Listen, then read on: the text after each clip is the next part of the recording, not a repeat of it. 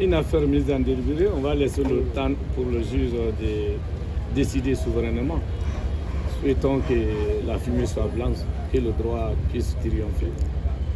Tout ce que je sais, c'est que depuis 8 heures, on était là pour écouter au moins. Donc, pour des raisons de calendrier, c'est de leur souveraineté. Ils ont prorogé au 27. Bon, qu'à cela ne tienne, nous on reste ferme. M. Kassory est malade, il demande d'être soigné. On reste catégorique. Nous vous prions de faire constater que les 15 milliards, que la coordinatrice devant la CRIEF là est jugée pour le même montant de 15 milliards. Nous vous prions de constater que M. Kassory est poursuivi pour un montant dont jusqu'à date, il y a 12 milliards qui sont logés à la Banque centrale.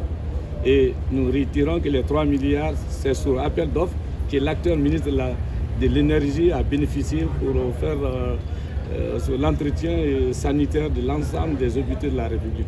S'il est poursuivi pour cela, il est en détention politique. On attend certainement une décision de disqualification taillée sur mesure. Mais à part ça, M. Kassory ne se reproche de rien. Que ce soit aujourd'hui ailleurs, on garde notre destin, notre foi. Mais quand même, il est regrettable de faire priver des hauts cadres qui ont servi ce pays, les priver de leur liberté. L'attente est un peu longue. Nous sommes fatigués de cette détention de plus de 3 ans en détention préventive dans une république.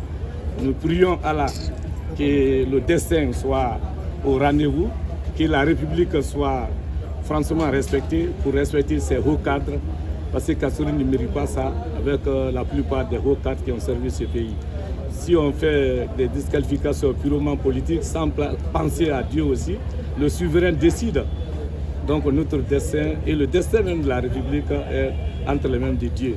Tout ce qu'on va calculer, le dernier et le meilleur juge, c'est Dieu.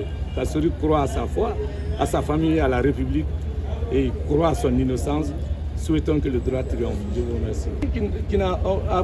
Un citoyen à qui on a refusé le soin, un citoyen dont on a ordonné la liberté, même par une décision de justice internationale par la CEDEAO, on a refusé d'exécuter.